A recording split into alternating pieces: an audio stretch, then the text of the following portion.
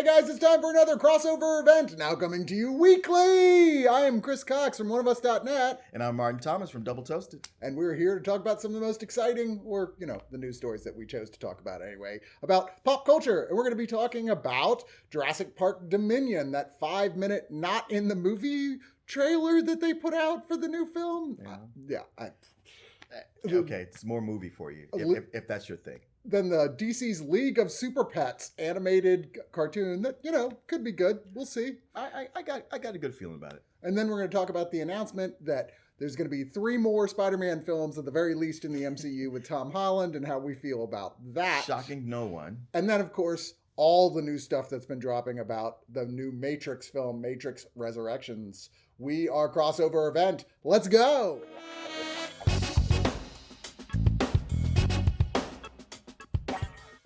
So League of Superpets is an animated film from DC. I don't know if you read all the more obscure side DC stuff over the years, especially during Silver Age, would it be? Oh, definitely Silver Age, when they started bringing in, when Batman and Superman could be friends, and it'd be enemies, and it'd be apes, and it'd be kids, and they had pets. They started with Crypto as Superboy's dog, and then they just went, well, we can bring in horses and monkeys, and Batman can have a dog too. Why not? Well, and here, we're, as near as I can tell, we're not seeing the horse and the monkey, right? There's no announcement. But there's also a lot of actors, they've said they're in it, but we're not saying who they're playing. There is no way you're not going to have Beppo the Super Monkey. If you do, I'm walking. If you don't have him, I'm walking out. You think that's Keanu Reeves? Because he's listed as a voice here. So it could be Beppo the Super Monkey. Or it could be the horse. Well, the main character here is Crypto, who is being voiced by Dwayne Johnson, who's Superman's dog. And, he's kind of, you think your dog is bad with, I want to go out. When your dog can fly and is super strong, that's a whole other story. But Superman and the Justice League get captured by Lex Luthor, voiced by Mark Maron. By the way, Superman being voiced by John Krasinski, who I would be totally okay with just flat out playing Superman. Sure. That'd be okay.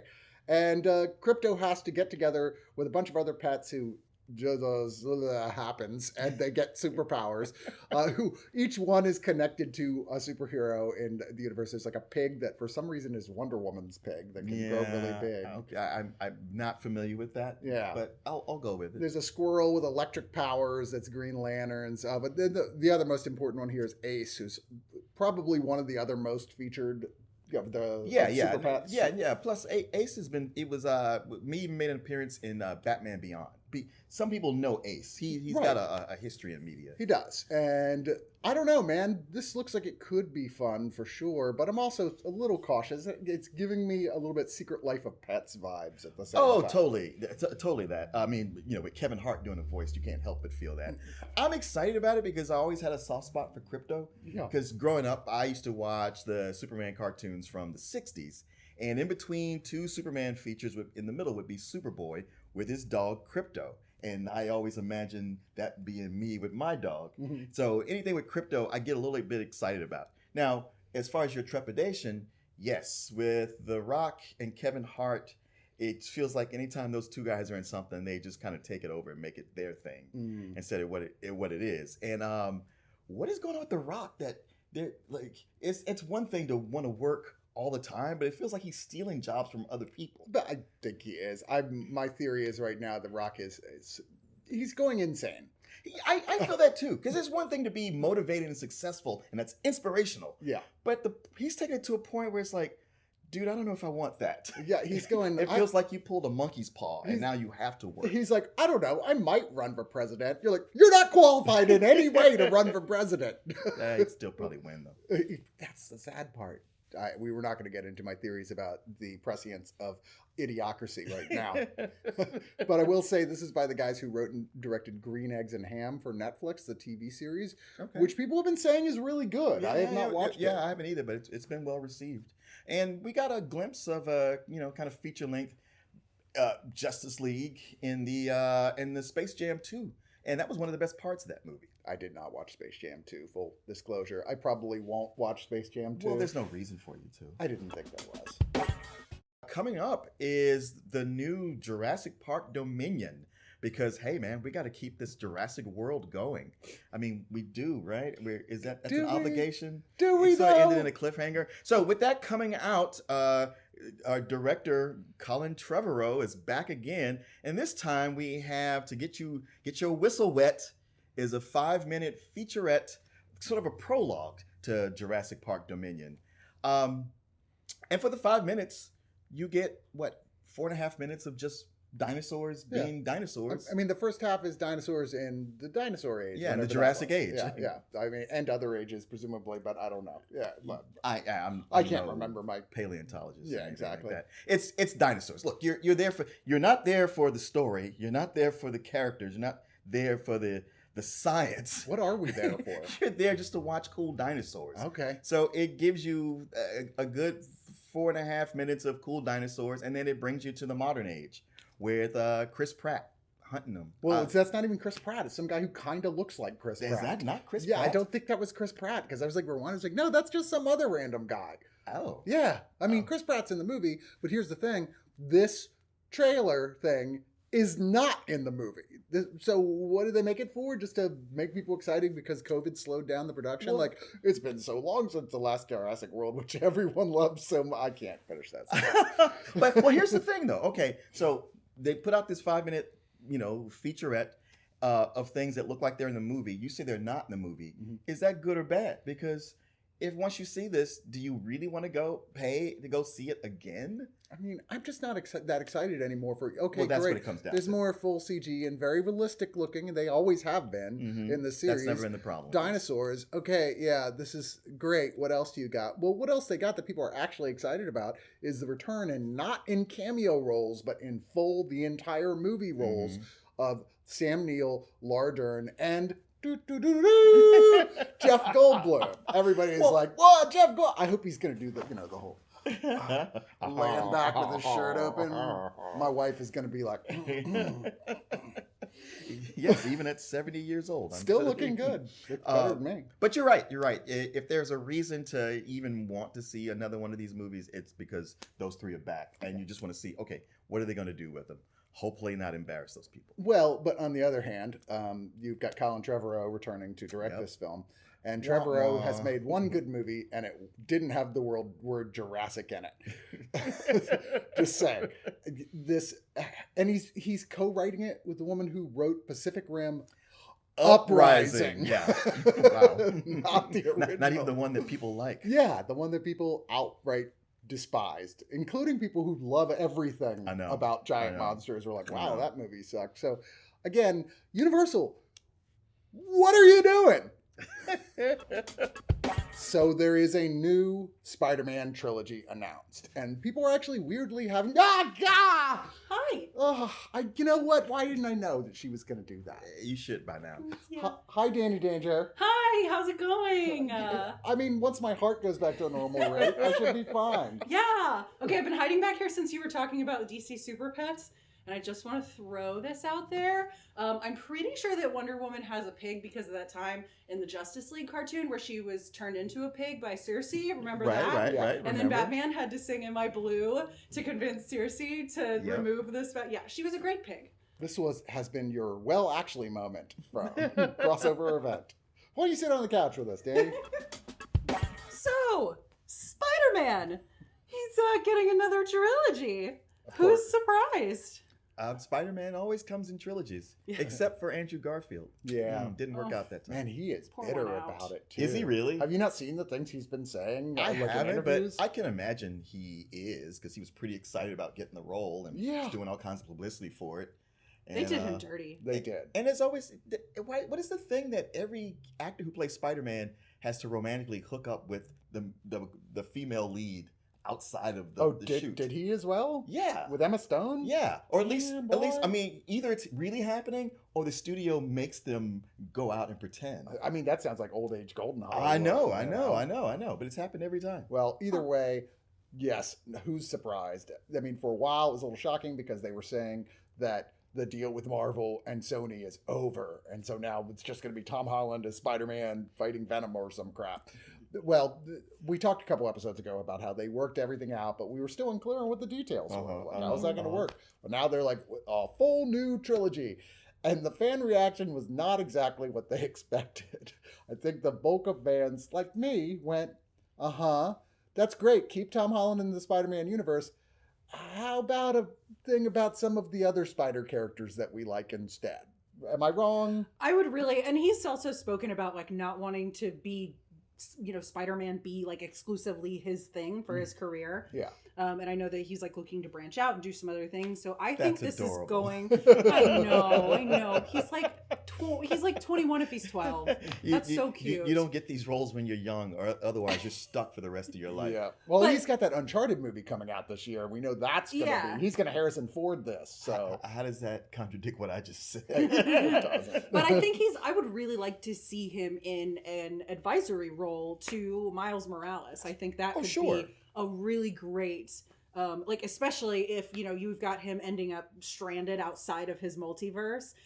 He's in a different multiverse where he comes across a young Miles Morales who's been bitten in that universe and just maybe lost that Peter Parker in that universe. And so he gets to step in and be like, here, let me show you how it's done. I'm the old Spider-Man now. Well, and they've done that. It's been proven that it works. It's just that for, to be a believable mentor, Tom Holland has to not look 14 anymore. Well, and I don't know that he can do that. On the other hand, Tobey Maguire ain't doing much lately. I mean, is it even outside of the question that you keep him in the MCU as the older, bitter, kind of washed up Spider-Man who becomes a mentor to a new Miles Morales? Because look, Disney's like, man, that movie y'all did, that animated movie Sony did with Miles Morales, that was tits. It was great. People loved it. It won an Oscar. I mean, and it was fantastic. They're like, wow, we need to do this whole multiverse thing. And they're like, what about the Black Spider-Man? They're like, yeah, no. You know what? They need, okay, so with this new Spider-Man No Way Home, it's already breaking records in just pre-sales, which I'm sure sweeten, the two forces coming together to the bargaining table to go like, all right, guys, let's work this out. There's a lot of money to be made here. And they'll kick off this new trilogy. And if any one of those movies, I'm not saying it doesn't do well, just disappoints slightly, then they'll go like, all right, it's time to put Miles in the chamber. I agree.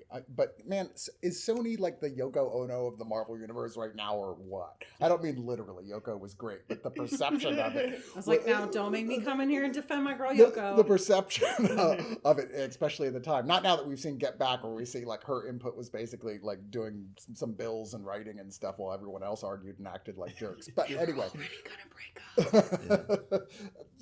They're like, you got to go and like, oh yeah, okay, we got to do the Sony thing. I guess Venom's gonna be in the MCU film. All right, fine. That's the only way to make everybody happy. I guess. I'm happy. Well, Let me have this. Someone is. Yeah. I don't want to take that away from you. Thank you. I just wish I didn't have to see it. Also, coming for Christmas is, besides all your presents, one will be the new Matrix movie, Matrix Resurrections, which I suppose means bringing all our old characters back. That's the big thing. Keanu Reeves and Trinity. Or why am I blanking on it? Carrie-Anne Moss. Thank you. Everybody but Lawrence Fishburne.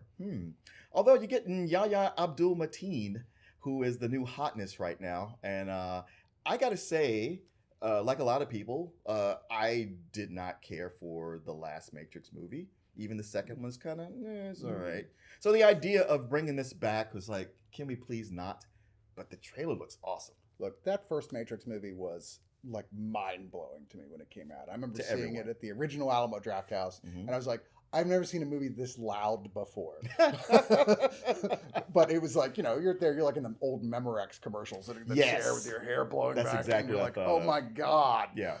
And I think I went back the next day to see it again. Just like, that was amazing. It was this culmination of all these things that I love. And someone did it with effects like we've never seen before, and martial arts, and Keanu Reeves, and And then the sequels were like, well, let's talk about philosophy in between weird overstaged fights. Okay. Yeah. They're not, I don't think they're awful, but they're certainly not as good as the first film. But the Wachowski sisters had said, that's it. We're never doing another one. According to Lana, who is not directing this one without her sister, she said that literally once a month, Warner Brothers sends them a message, a phone call, a gift, ever since the last movie going, what do you think about doing a new Matrix thing? And they're like, no! But what happened is both their parents died. And apparently Lana took it really hard and woke up from a dream that was sort of a combination of like stuff with her parents and the Matrix. It was like, actually have an idea for the Matrix I think would be great. And so she says that a lot of it is that it was her way of working out the loss of her parents by bringing back other people that were dead in the world. You know? And I'm like, okay, full encouragement, right, on that level. That being said, they're also saying this is not a sequel.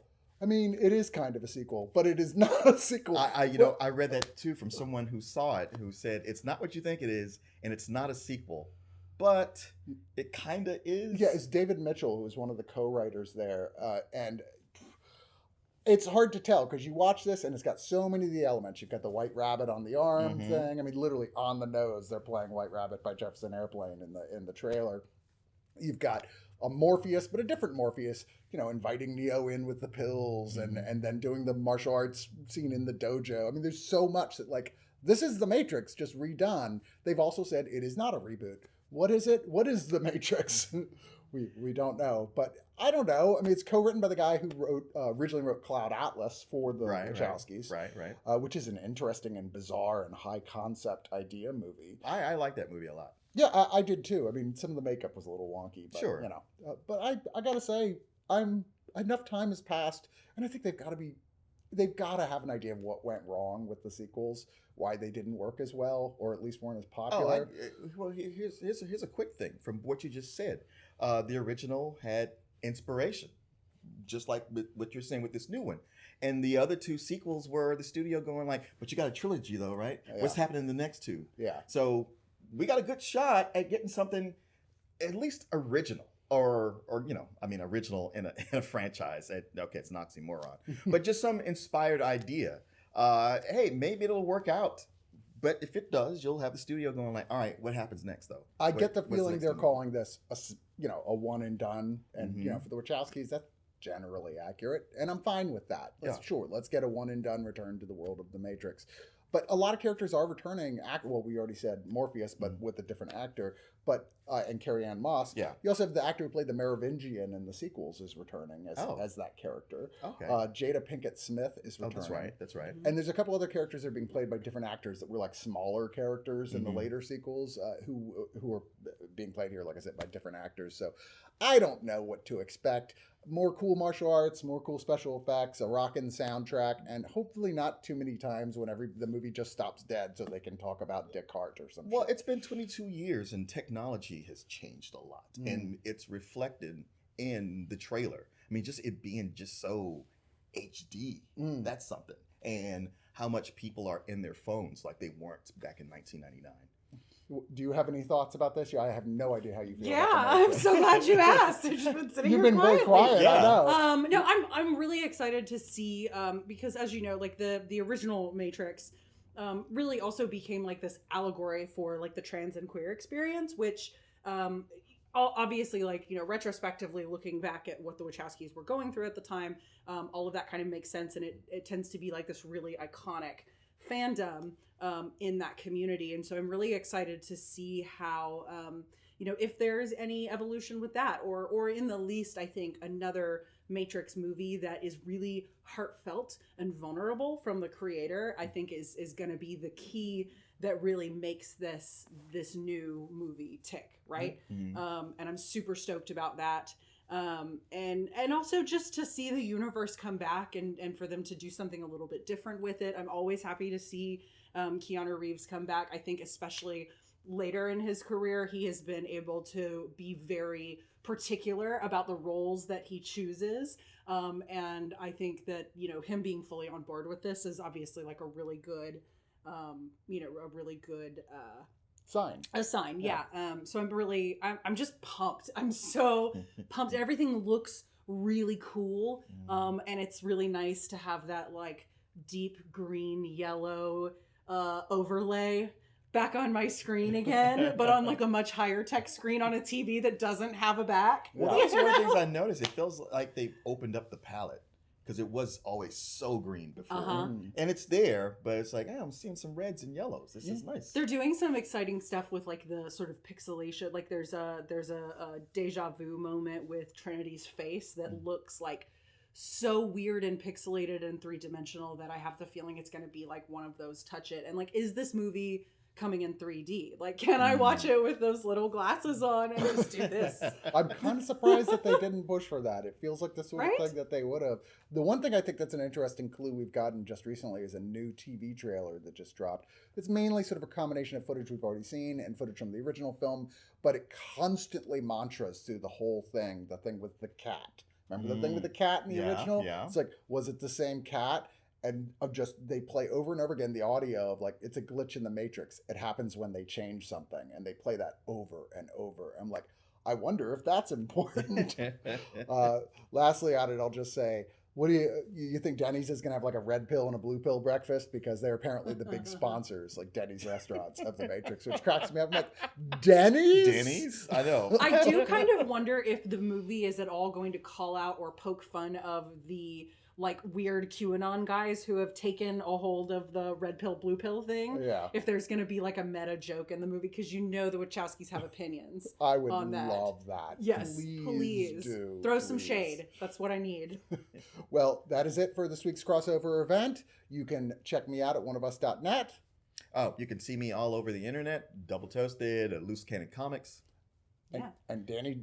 And I'm Danni Danger, and you can read my works here at Belle of Lost Souls, or see me on the YouTubes. And if you want more from this episode, like we do with every episode, there is a bonus content where this week we're going to be talking about some other news stories that's available exclusively on oneofus.net. If you become a $5 brown coat subscriber or above, you can get access to it there. And God, I'd really appreciate it if you did. Anyway, that is it for this week's crossover event. Come join us and watch the bonus footage. But until next week, see you later.